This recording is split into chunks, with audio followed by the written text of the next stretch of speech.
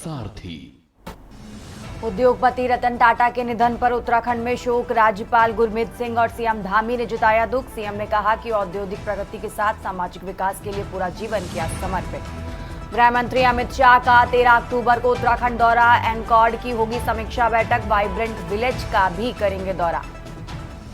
उत्तराखंड में 28 जनवरी से होंगे 38वें राष्ट्रीय खेल आरंभ। सीएम ने ओलंपिक संघ की अध्यक्ष पीटी उषा से की मुलाकात। केदारनाथ के कपाट बंद होने की तारीख तय। भैया दूज पर 3 नवंबर को बंद होंगे कपाट। अब तक 13 लाख श्रद्धालुओं ने किए दर्शन। उत्तराखंड में सरकारी सिस्टम पर नहीं चलेगा सोशल मीडिया। सुरक्षा के तौर पर लगाई गई रोक। सचिवालय में बनेगा डेटा सेंटर। आज दोपहर 1 बजे से बंद हुए हेमकुंड साहिब के कपाट। पड़ी गई साल की अंतिम अरदास। गुरुद्वारा प्रबंध ने पूरी की तैयारियां। आप देख रहे हैं के न्यूज, खबरों का सारथी। नमस्कार, आप देख रहे हैं के न्यूज इंडिया। मैं हूं आपके साथ तन्वी सक्सेना। खबर उत्तराखंड की शुरुआत करते हैं सितारगंज की खबर से। सितारगंज से खबर आपको बता रहे हैं। सितारगंज राजकीय इंटर कॉलेज सितारगंज में युवा कल्याण विभाग की ओर से 93.60 लाख की लागत से मिनी स्टेडियम का निर्माण किया जाएगा। सितारगंज से विधायक व कैबिनेट मंत्री सौरभ बहुगुणा ने राजकीय इंटर कॉलेज के परिसर में भूमि पूजन किया। खिलाड़ियों को इसमें एथलेटिक्स ट्रैक व खेल मैदान की सुविधा मिलेगी। मैदान में वॉलीबॉल, फुटबॉल, बैडमिंटन आदि के खेल हो सकेंगे। क्षेत्रीय युवाओं को खेल, स्वास्थ्य व शारीरिक गतिविधियों में सुविधा देने व खेलकूद में प्रतिभागिता बढ़ाने के लिए मिनी स्टेडियम का निर्माण किया गया है। सितारगंज में खिलाड़ियों के लिए स्टेडियम में नहीं होने से युवाओं को खेत खलिहान में क्रिकेट, फुटबॉल आदि खेलते हैं। स्थानीय विधायक कैबिनेट मंत्री सौरभ बहुगुणा के अथक प्रयास के बाद भूमि पूजन किया गया। भूमि पूजन में पहुंचे कैबिनेट मंत्री ने संबोधित करते हुए कहा कि सितारगंज की बरसों पुरानी मांग आज पूरी हो गई है। जल्दी सितारगंज के युवाओं के लिए मिनी स्टेडियम बनकर तैयार हो जाएगा, जिससे हमारे युवाओं को प्रैक्टिस के लिए बाहर नहीं जाना पड़ेगा। इस दौरान कैबिनेट मंत्री सौरभ बहुगुणा ने कहा कि युवा वर्ग यदि खेल से जुड़ेगा तो नशे से दूर हो जाएगा।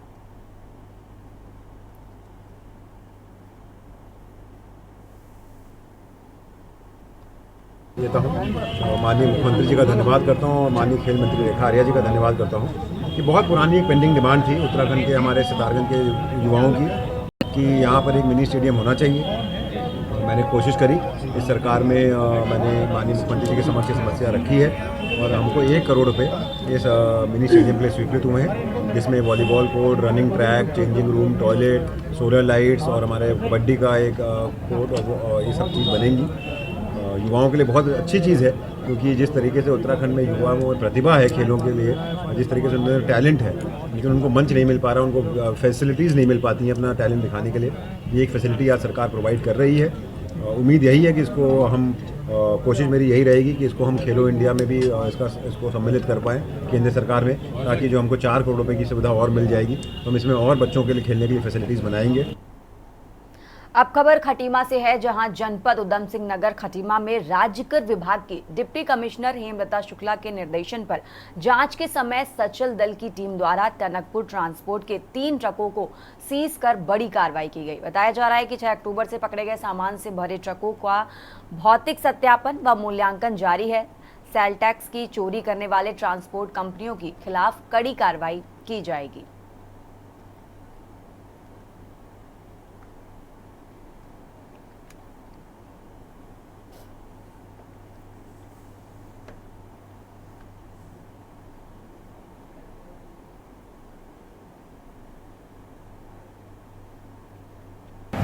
सर, हमारे माननीय मुख्यमंत्री जी के स्पष्ट निर्देश हैं कि राजस्व में अधिक से अधिक वृद्धि हो और जो भी हमें निर्धारित लक्ष्य है उसको समय पर पूरा किया जाए। इसी के मद्देनज़र त्योहारी सीज़न को देखते हुए हमारे द्वारा विभिन्न टीमें बना करके बॉर्डर एरियाज़ में सघन चेकिंग की जा रही है। हमें कुछ ऐसा भी इनपुट मिल रहा था कि कुछ सामान जो बाहर से आ रहा है वो विदाउट इनवॉइस आ रहा है, तो इसी को देखते हुए हमने कुछ ट्रकों की जांच की, उन्हें रोका, डिटेन किया। उसमें हमें अपने इनपुट के आधार पर सही सूचना मिली और जो माल बिना इनवॉइस के था, जो सामान बिना इनवॉइस के था उस ट्रक में, उसमें हमारे द्वारा अर्थदंड की कार्रवाई की जा रही है। खबरों में आगे बढ़ते हैं। रामनगर में बीती 28 सितंबर को जिलाधिकारी वंदना सिंह ने रामनगर पहुंचकर विभिन्न वार्डों का निरीक्षण किया था, जिसके बाद जब जिलाधिकारी मोहल्ला बम्बा घेर पहुंची तो वहां महिलाओं व कई लोगों ने इस क्षेत्र में नशे के कारोबार पर रोक लगाने की मांग करते हुए कहा था कि नशे के कारण जहां एक नशेड़ियों द्वारा छात्राओं और महिलाओं के साथ छेड़छाड़ व अभद्र टिप्पणी की जाती है, तो वहीं युवा पीढ़ी भी इसमें समा रही है। इसको लेकर लोगों ने अपना रोष जिलाधिकारी के सामने व्यक्त किया। मामले में जिलाधिकारी ने कड़ा संज्ञान लेते हुए कहा कि इस इलाकों को अब नशा मुक्त करने के लिए रामनगर एसडीएम राहुल शाह को नोडल अधिकारी बनाते हुए निर्देश दिए हैं। जिलाधिकारी के आदेश के बाद एसडीएम राहुल शाह ने बताया कि इस क्षेत्र में सबसे पहले संघन सर्वेक्षण अभियान चलाकर नशा करने वालों को चिन्हित किया जाएगा तथा नशे पर रोक लगाने के लिए जागरूकता कार्यक्रम भी चलाया जाएगा। इसके साथ उन्होंने कहा कि इस इलाके में जहां जहां लोग नशा करते हैं उन स्थानों को चिन्हित कर वहां सीसीटीवी कैमरे भी लगाए जाएंगे।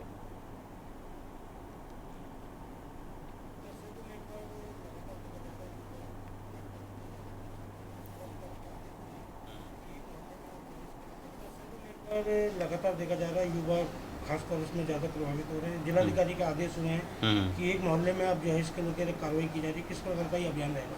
28 सितंबर को जिलाधिकारी महोदय द्वारा रामनगर के विभिन्न वार्डों का निरीक्षण किया गया था, जिसमें बम्बागढ़ क्षेत्र में भी निरीक्षण किया गया था, जहां बम्बागढ़ में विभिन्न व्यक्तियों द्वारा महिलाओं द्वारा ये संज्ञान में लाया गया कि काफ़ी सारे युवा, काफ़ी सारे बच्चे नशे के आदी हो चुके हैं। कई लोगों द्वारा इसमें अवैध रूप से व्यापार किया जा रहा है और जो नशे के आदी व्यक्ति हैं उनके द्वारा छात्राओं के साथ, बच्चों के साथ और महिलाओं के साथ भी अभद्र व्यवहार किया जाता है। कई बार टिप्पणियाँ भी की जाती है, जिससे कि वो सारे लोग असुरक्षित फील महसूस करते हैं। बम्बागढ़ क्षेत्र में जो स्थिति है वो अगर यदि वो सत्य है तो वो अच्छी स्थिति नहीं है। ऐसे क्षेत्र में सघन अभियान चलाया जाना आवश्यक है, जिसके क्रम में जिलाधिकारी महोदय द्वारा आज आदेश निर्गत किए गए, जिसमें बम्बागढ़ मोहल्ले और बम्बागढ़ क्षेत्र के आसपास के सभी घरों में डोर टू डोर सघन एक सर्वेक्षण किया जाएगा। ऐसे जो युवा, ऐसे जो बच्चे, ऐसे जो व्यक्ति जो नशे के आदी हैं उनको चिन्हित किया जाएगा। अब खबर आपको रामनगर से बता रहे हैं, जहां शारदीय नवरात्रि के पावन पर्व पर जहां एक और नगर व ग्रामीण क्षेत्रों में स्थित सभी माता मंदिरों को सजाया गया, तो वहीं मंदिरों में महिलाओं द्वारा भजन कीर्तन के माध्यम से पूरा माहौल भक्तिमय हो गया है। तो वहीं कोसी रोड पर स्थित श्री पंचानन नवदुर्गा मंदिर में भी शारदीय नवरात्रि पर मंदिर में पूजा अर्चना के लिए आने वाली सुहागिन महिलाओं के हाथों पर मेहंदी लगाने का आयोजन मंदिर समिति द्वारा किया गया। इस संबंध में जानकारी देते हुए कार्यक्रम के आयोजक एडवोकेट अंकुर गोयल ने बताया कि मंदिर समिति द्वारा चैत्र व शारदीय नवरात्रि पर करीब 35 वर्षों से यहां कार्यक्रम आयोजित किए जाते हैं। इस बार सुहागिन महिलाओं के हाथों पर मेहंदी रचाने का कार्यक्रम आयोजित किया गया। उन्होंने बताया कि मंदिर परिसर में महिलाओं द्वारा डांडिया नृत्य प्रस्तुत किया गया। नवमी के अवसर पर मंदिर में पूजा अर्चना व हवन के बाद विशाल भंडारे का आयोजन किया गया। उन्होंने क्षेत्र के सभी लोगों से इस कार्यक्रम में बढ़ चढ़ कर भागीदारी करने की अपील भी की है।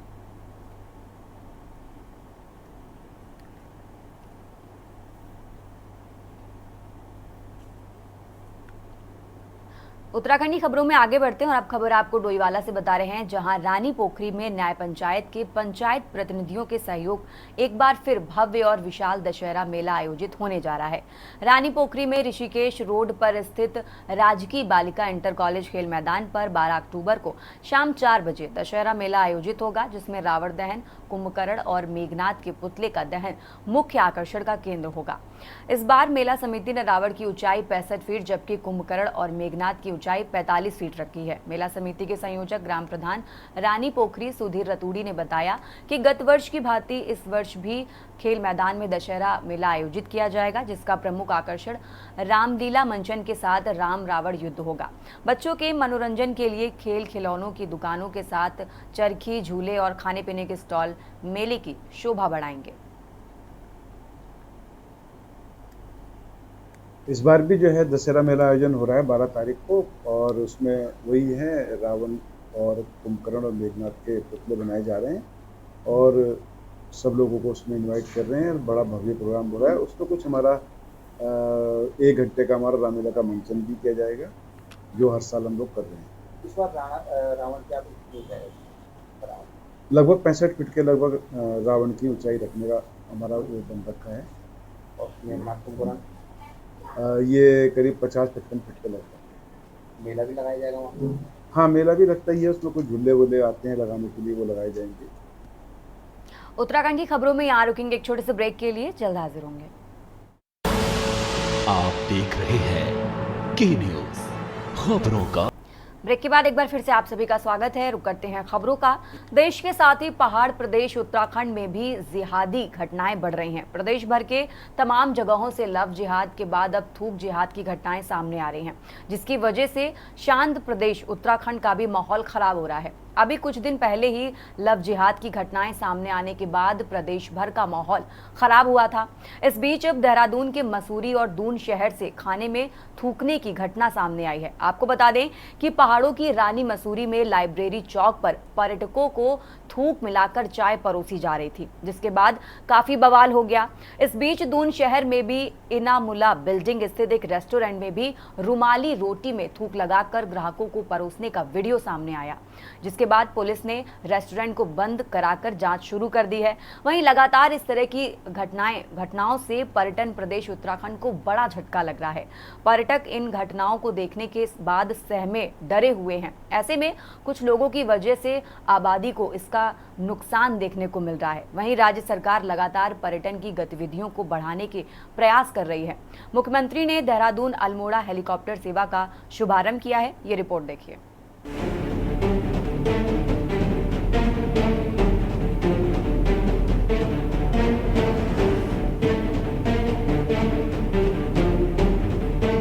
देवभूमि उत्तराखंड में घटित हो रही जिहाद की घटनाओं ने प्रदेश भर का माहौल खराब कर दिया है। आए दिन सामने आ रही लव जिहाद, लैंड जिहाद के बाद अब थूक जिहाद की घटनाओं ने दो समुदायों को आमने सामने लाने के साथ ही प्रदेश का माहौल खराब कर दिया है। और इसी पहाड़ों की रानी मसूरी में पर्यटकों को थूक मिलाकर चाय परोसी जा रही थी, जिसके बाद मसूरी में काफी बवाल हो गया। और इस बीच मसूरी पुलिस ने दोनों अभियुक्त नौशाद और हसन अली को इस मामले में गिरफ्तार कर लिया है। इस बीच दून शहर में भी इनामुला बिल्डिंग स्थित एक रेस्टोरेंट में भी रुमाली रोटी में थूक लगाकर ग्राहकों को परोसने का वीडियो सामने आने के बाद पुलिस ने रेस्टोरेंट को बंद कराकर जांच शुरू कर दी है। लगातार सामने आ रही इन घटनाओं ने दो समुदायों को आमने सामने ला दिया है। वहीं मुस्लिम समुदाय के लोगों ने भी पुलिस प्रशासन से दोषियों के खिलाफ सख्त कार्रवाई की मांग की है। मैं देहरादून निवासी एक टूरिस्ट वहाँ घूमने गए हुए थे अपने परिवारजनों के साथ, और लाइब्रेरी चौक पर वो वहाँ पर एक वीडियो नॉर्मली जैसे टूरिस्ट लोग बनाते हैं, घूमने जाते हैं, वहाँ एक वीडियो बना रहे थे। उनके द्वारा जब वीडियो को देखा तो उसमें कुछ आपत्तिजनक उनको हरकत दिखाई दी कि एक चाय की दुकान पर एक चाय वाला उसमें कुछ गलत हरकत करते हुए पाया गया।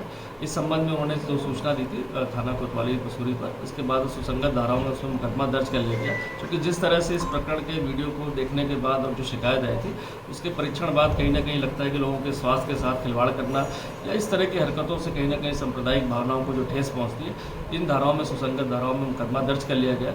दो व्यक्ति इसमें प्रकाश में आए थे जिनके लिए टीम भेजी गई थी, जिनको हिरासत में ले लिया गया और उनसे पूछताछ की जा रही है और इसके बाद जो है उनको माननीय न्यायालय में पेश किया जाएगा। सभी से अपील है कि इस तरह के जो वीडियो अभी चल रहा था इसमें पुलिस द्वारा तत्समय शिकायत उपरांत तत्काल कार्रवाई कर दी गई है। और जो भी इस तरह के अवांछनीय लोग हैं उन पर सतर्क दृष्टि रखने के लिए और ऐसे लोग जो है कोई गलत हरकत ना करें, पुलिस को उसमें निर्देश जो है खासकर मसूरी में जारी कर दिए गए। ठीक है, इस मामले में तो बहुत ही सतर्क रहना पड़ता है, क्योंकि कोई एक व्यक्ति जो है गलत काम करता है उसमें सारा समाज जो है भुगतता है। ये बहुत ही निंदा वाली बात है, क्योंकि अगर ये काम हुआ है आज तक तो हमने सुना नहीं, ये कितने दिन पहले हुआ है। अगर ये हुआ है बहुत गलत है ये, क्योंकि ये जो है पर्यटक, ये जो है टूरिस्ट प्लेस है, यहाँ पे ऐसा होना भी नहीं चाहिए। यहाँ पे सारे वर्ग के लोग, सारे समाजों के लोग जो इकट्ठे रहते हैं। अगर जिस बंदे ने ये किया है, बहुत गलत किया है, उसको सख्त से सख्त सज़ा दी जाए। हम यहाँ पे सारे समाज इकट्ठे रहे हैं और इससे आगे भी रहेंगे इंशाल्लाह। हम तो ये चाहते नहीं है ऐसा कुछ ऐसा यहाँ मसूरी में हो, क्योंकि ये टूरिस्ट प्लेस है, यहाँ पे ऐसा होना भी नहीं चाहिए। इसके अंदर सबसे पहले बात तो ये है कि जो ये बाहर से आने वाले व्यक्ति हैं इन पे जो है सख्त कानूनी कार्रवाई होनी चाहिए और मुस्लिम समाज इसका पूर्ण रूप से विरोध करता है। मुस्लिम समाज शुरू से जो है मसूरी का और उत्तराखंड का हितैषी रहा है। हम देवभूमि उत्तराखंड के मुसलमान हैं। हम इस तरीके की गतिविधियों का जितना विरोध मुस्लिम समाज कर सकता है उतना कम है। जो चीज़ ये सोशल मीडिया के माध्यम से हमारे देखने में आई है, इस तरीकों को मुस्लिम समाज कभी माफ़ी नहीं दे सकता। इसमें जो है शासन और प्रशासन से निवेदन करना चाहूँगा कि इस तरीके की जो कार्रवाई होती है सिर्फ एक स्थायी लोगों पर जो है कार्रवाई थोप दी जाती है।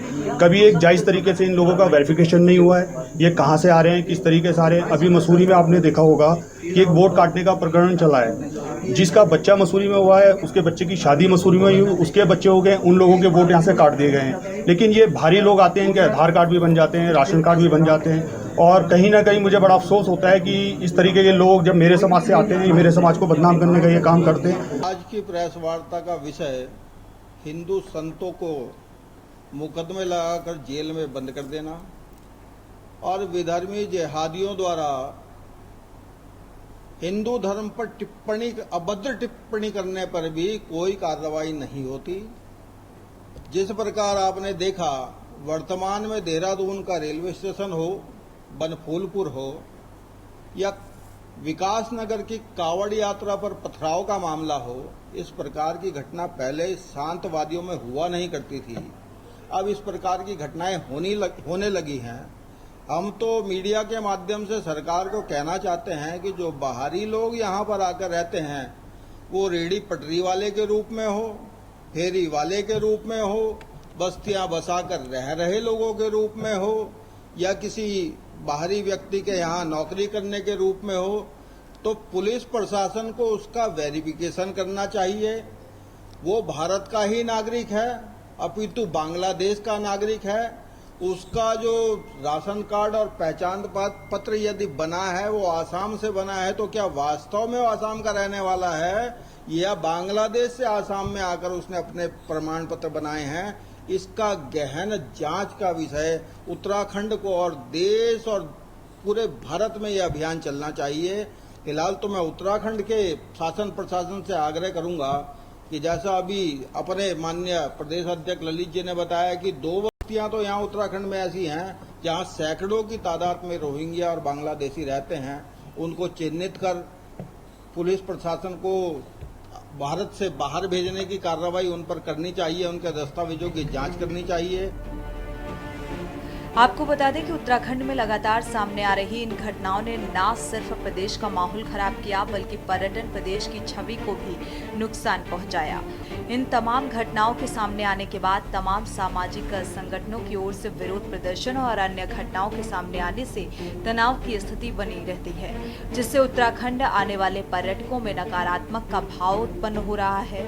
राज्य सरकार की कोशिश है कि प्रदेश भर में पर्यटन की गतिविधियां बढ़ें, जिससे रोजगार बढ़ सके। इसके लिए देहरादून अल्मोड़ा हेलीकॉप्टर सेवा का शुभारंभ भी किया गया, और वहीं इस बीच अब सियासत भी तेज है। देखिए, जिस तरह की घटनाएं सामने आ रही हैं वो निश्चित रूप से दुर्भाग्यपूर्ण घटना है। चाहे मसूरी की घटना है, चाहे देहरादून की घटना है, वो सामाजिक ताने बाने को नष्ट करने वाली घटनाएं हैं, सामाजिक ताने बाने को नुकसान देने वाली घटनाएं हैं। और हम तो यहाँ पर सांप्रदायिक सद्भाव, ये देवभूमि है, पहला काम यहाँ पर सांप्रदायिक सद्भाव बना रहे, इस तरीके की हरकतें न हों। और सोशल मीडिया में जिस तरीके की बातें सामने आ रही हैं उसमें भी अंकुश लगाने की ज़रूरत है। हर छोटी बड़ी घटना को प्रसारित करके, वायरल करके समाज का वातावरण खराब नहीं करना चाहिए, और जो लोग वास्तव में समाज का वातावरण खराब कर रहे हैं उनके खिलाफ सरकार को सख्त से सख्त कार्रवाई करनी चाहिए। ये बहुत ही दुर्भाग्यपूर्ण है, इसकी जितनी भी निंदा की जाए कम है। उनके खिलाफ तुरंत कार्रवाई करते हुए उन व्यक्तियों को हिरासत में ले लिया है, और पुलिस प्रशासन पूरी सख्ती कर रहा है कि भविष्य में ऐसी पुनरावृत्ति नहीं हो। लेकिन इसके लिए हम लोगों को जागरूक होना पड़ेगा।